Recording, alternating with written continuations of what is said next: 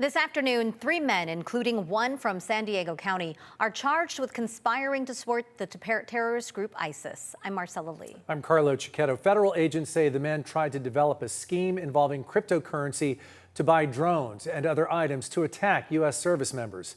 News 8's Alex Cheney is live from the house in Lakeside where one of those men was arrested this morning. Well, Alex, I understand you have some new surveillance footage for us.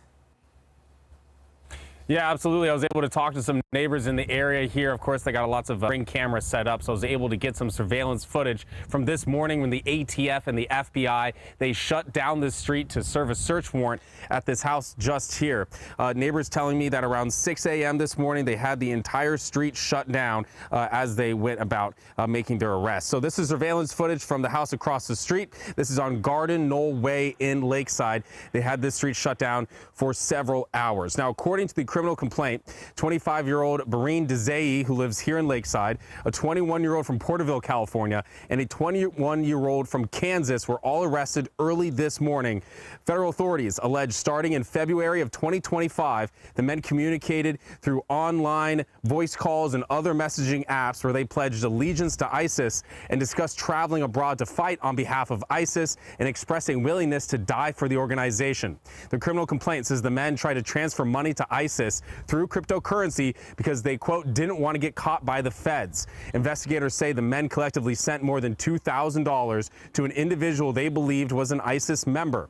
Court documents allege some of that money was intended to help purchase drones that could be used in attacks against U.S. service members overseas, and they said they wanted to kill Americans. I spoke to a neighbor of the home in San Diego who wished to stay anonymous. He reacted to the large law enforcement presence in front of his house today.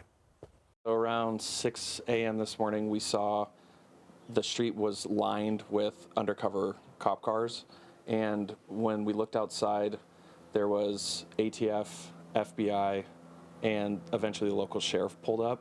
I'm not sure if it was FBI or if it was ATF, but they had guns drawn on the house over the hood of one of their vehicles, and they kept the house under their gun for probably 30 minutes.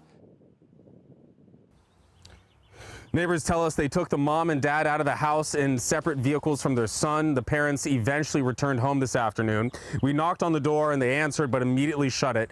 Neighbors say the family has lived here for 20 years and describe them as nice people. Now, if convicted, of course, these defendants could face some significant jail time. They will be tried in federal court in Kansas. Reporting live, I'm Alex Cheney. Back over to you.